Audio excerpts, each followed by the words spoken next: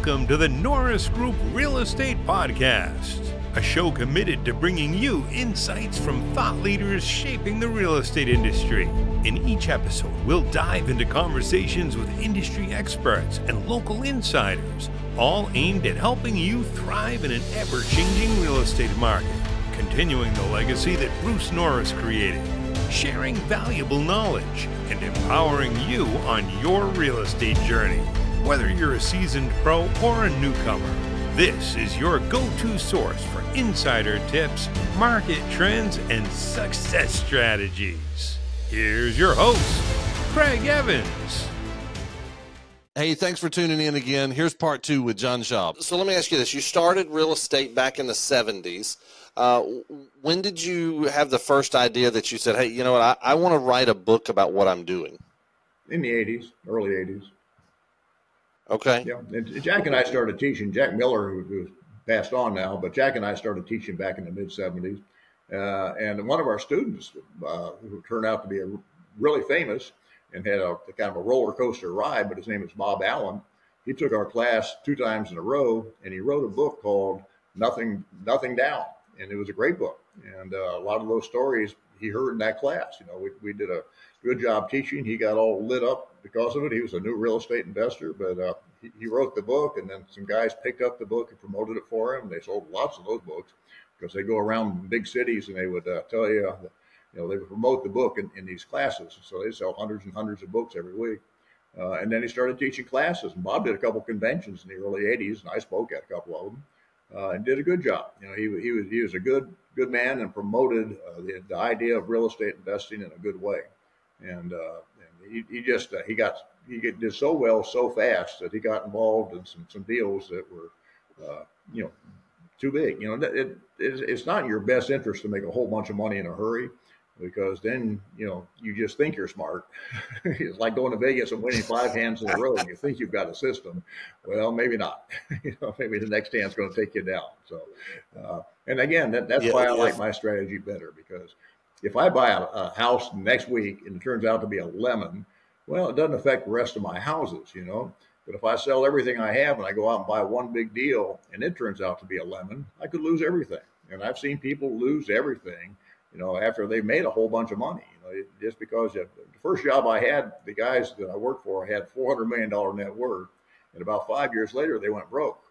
And you wonder how that could happen, but it does happen because things can take you down if you get in the wrong deals. So little deals are better. That's right. It just fits my personality better, and it's better for most people, I think. It's just a safer way to make money. Well, so when you start, so you wrote the book in the 80s, you started in the 70s. Were you already on the circuit teaching and doing seminars before you wrote the book, your first book, or where was that? Where did that fall into the category at? Yeah, we started teaching classes in 1975. And the first book I wrote was called Buy and Write. And, it's been out of print for a long, long time. That was in 85. The book Building Wealth One House at a Time is a relatively new book. I think the first edition was published in 2016. But by then, I've been in business for 46 years, so I knew what I was doing. You'd been around the block a time or two. Yeah, and we need to update my bio because I think I've been through 8 recessions now. Recessions are very instructive, and they can be painful.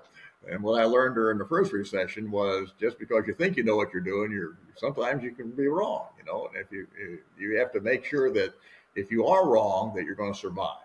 And again, that's the secret of keeping your deals small. In the house business, you can always keep them full if you just drop your rent some. There's never been a time where all the houses in my town went empty. We never had a ghost town here. If you have a ghost town, it's a problem, but that's a pretty rare deal. I can outsmart my apartment guys, because if they lower their rents, it really hurts their values. And the houses are unique, because if I take say my average house here is $500,000. If I take a $500,000 house and drop the rent from $3,000 to $2,000 a month, it really doesn't affect the value. The house is still worth $500,000 when they go to sell it. But if you take an apartment building and you cut your rents by a third, your value drops by a third. So you can outsmart your competitors. And the trick in this business, I think, is to buy a product that you can rent to somebody who wants to stay there for a while. which means it's on a nice street, it's in a decent neighborhood, it's in a good school zone, just close to a lot of things, and it'll attract a tenant who will live there for a while. My average tenant stays 10 years. I just had a lady move who's been there 24 years. I've got somebody else who's been with me over 30 years. So people will stay a very long time if you give them a decent place to live at a fair rent.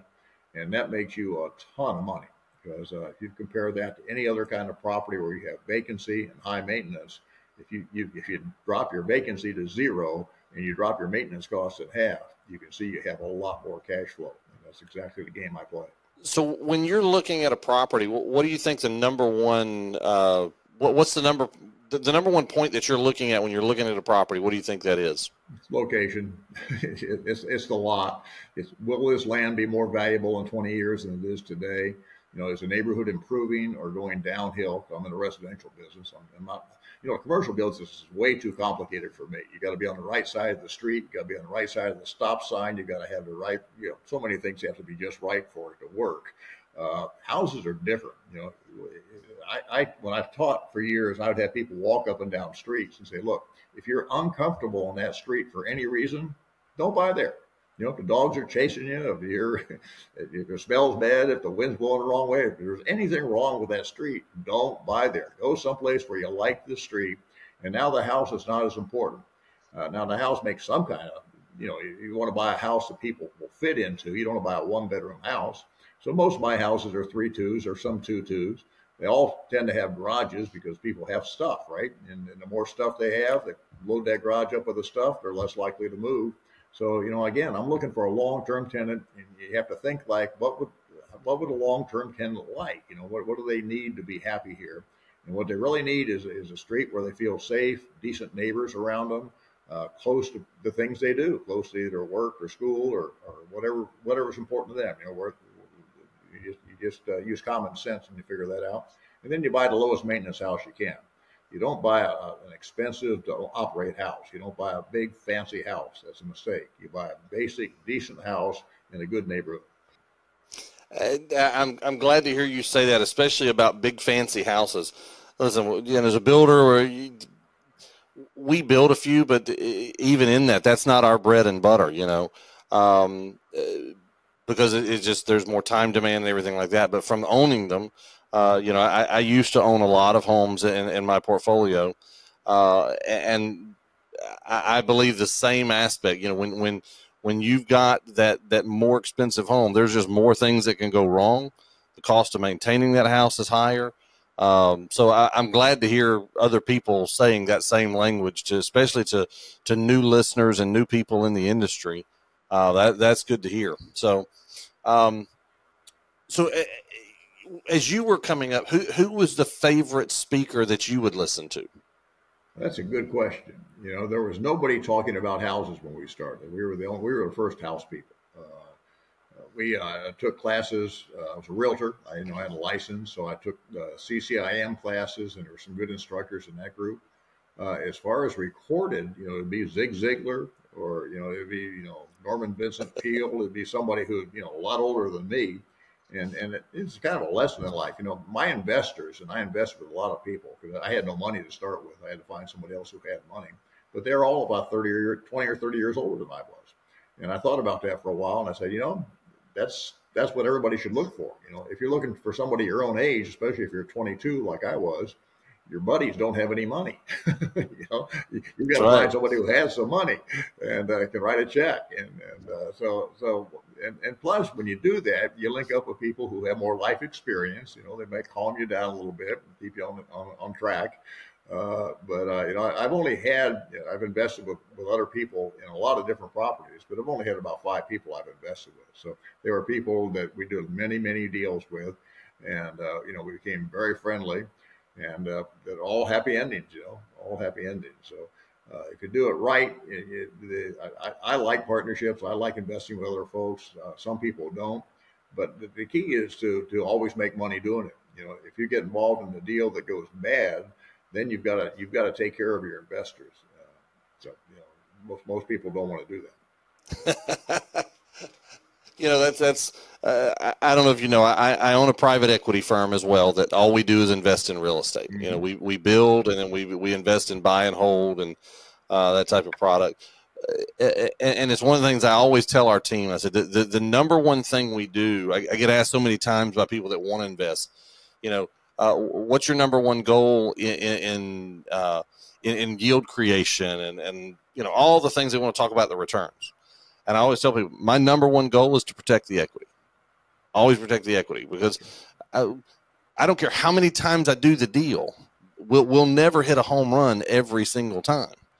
There'll be some time where we're going to hit a ground rule double, or we're just going to get into it. And so in that process, my philosophy has always been, if I can protect that equity, the investors that invest with me always see the value, that they know I'm safe always, And so again, just good to hear that philosophy coming. So of speakers that are out there now, who do you enjoy listening to? Who do you think is doing a good job at passing along solid education now? Well, a number of my students teach. A number of my students have written books. Over 100 of them have written books. I've taught 30,000 people over the years, so there's a lot of folks out there that have done well. And to be honest with you, the only time I see another speaker is when I'm speaking and they show up and they speak. They're in the class or we're speaking together. So a couple of my buddies, one is Pete Fortunato, who I've been friends with since the early 70s. He sponsored one of my first classes. I sponsored his first class. But we've been teaching together since the 70s, and he's really smart, nice guy. He's on the right track. Gary Johnson, who's another guy he's from Idaho, and he teaches occasionally. Most of these people don't teach very often, though. They're not on the circuit. I mean, I don't know anybody that's on the circuit going out teaching every week, and if they are doing that, they're probably not full-time investors. It's hard to do both. It's possible, but it's challenging to do both. I will tell you that. And the most I've ever taught, I haven't taught more than 3 classes a year since 1982. A big year for me is 3 classes. This year I taught 2, so I'm done. One with Pete, right. One with Pete, one in California. But we do have an event that a bunch of my students come and speak at. It's called the Masters Group. We meet in Vegas once a year, and you can find out about that on my website, or Gary Johnston's website is Gary John STON Johnston.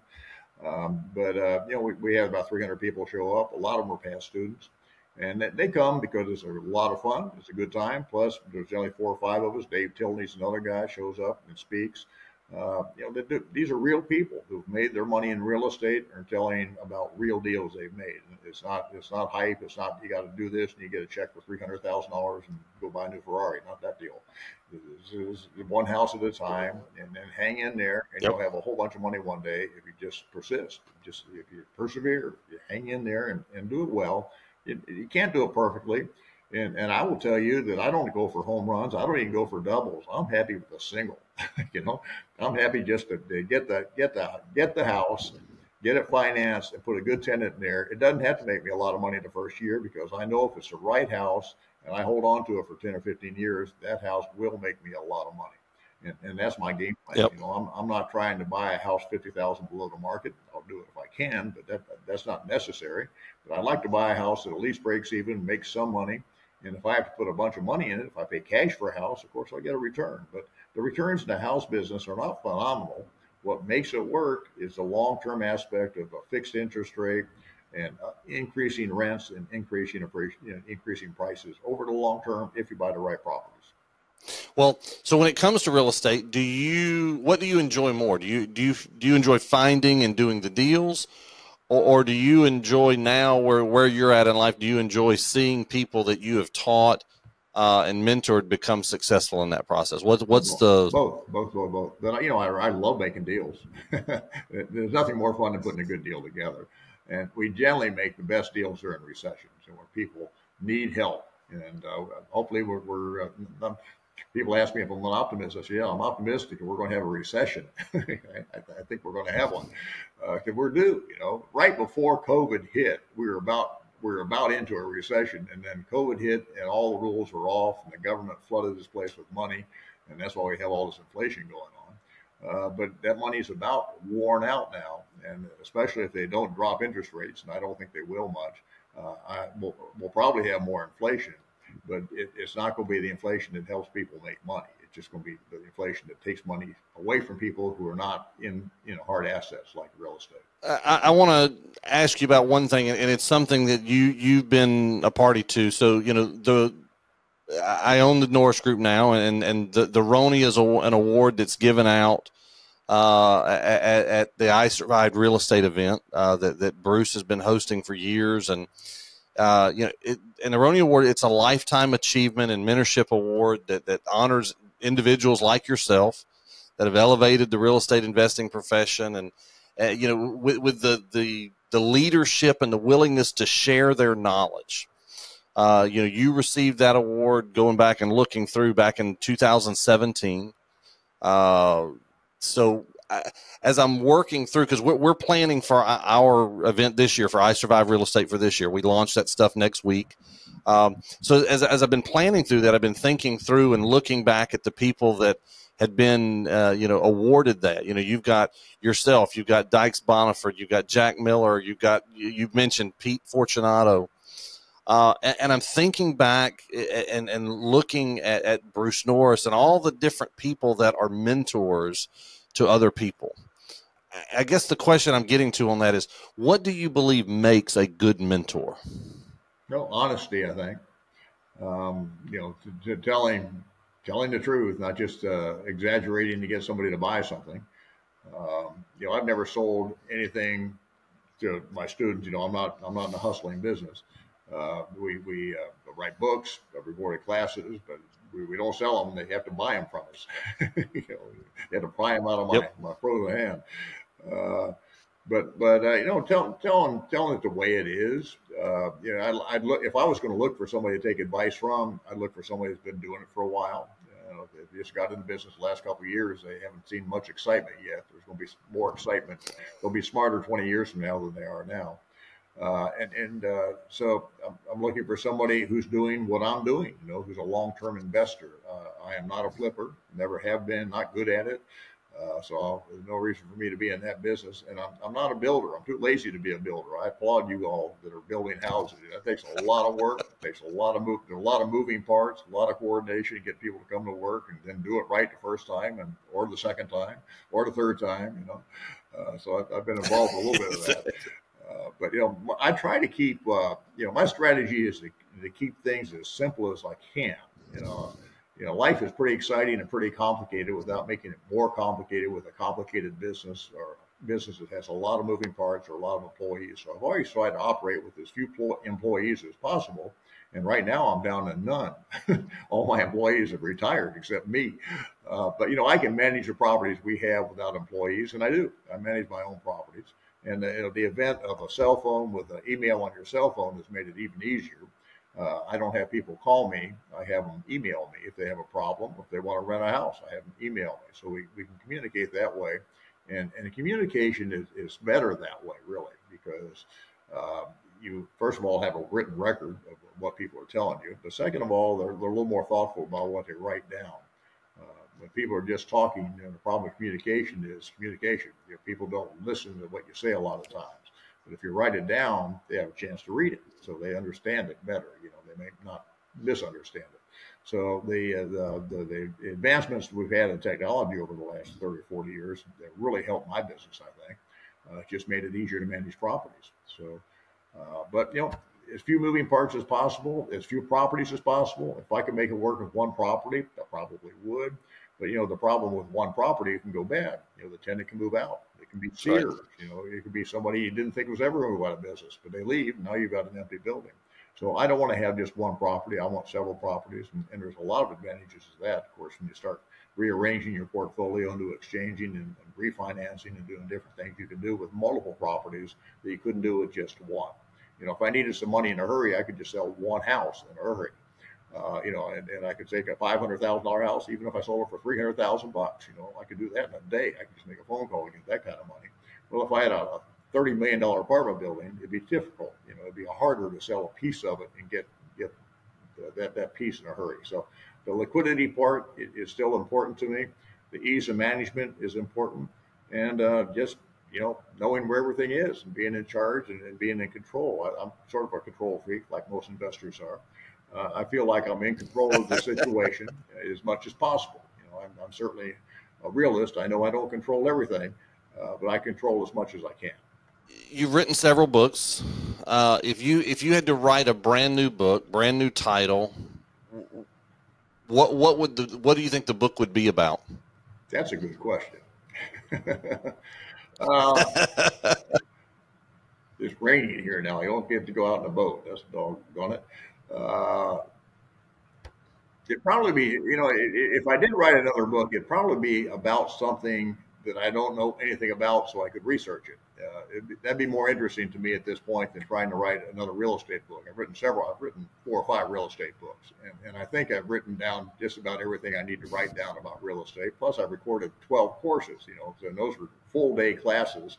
So there's another 96 hours if you want to listen to that. That's a lot of material. So there's not much more I can add, to what I've already written. But so to answer your question, it'd be on something that interests me, but has nothing to do with real estate, probably. Like, why is Antarctica there? Well, I thought maybe you were going to say something about planes or boats. Well, I got that all figured out, too. Okay. All right. Well, that is an absolute first for the Norris Group. We have just found out that John Schaub has had a big lightning strike at his location. Don't worry, he's okay. He wasn't hit, but it has taken out all of his power, internet, everything. So we were trying to see if we could get him back up to kind of patch in and finish the job out, but unfortunately, John is not going to be able to finish. We only had about 2 questions left to go through things with him, but we were super honored to have John with us today. So I want to make sure that, if you guys are interested in the books that he's got and the content that he's got, please go to his website, John Schaub, SCHAUB.com. So johnschaub.com. Please go check him out. He is a great, great mentor in this industry. We will look forward to seeing you next time. Thank you again for being here today, and we look forward to seeing you next time. Have a great day. For more information on hard money loans, trust deed investing, and upcoming events with the Norris Group, check out thenorrisgroup.com.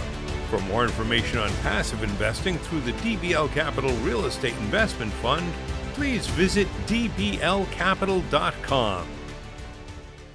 The Norris Group originates and services loans in California and Florida under the California DRE license 01219911, Florida Mortgage Lender license 1577, and NMLS license 1623669. For more information on hard money lending, go to thenorrisgroup.com and click the hard money tab.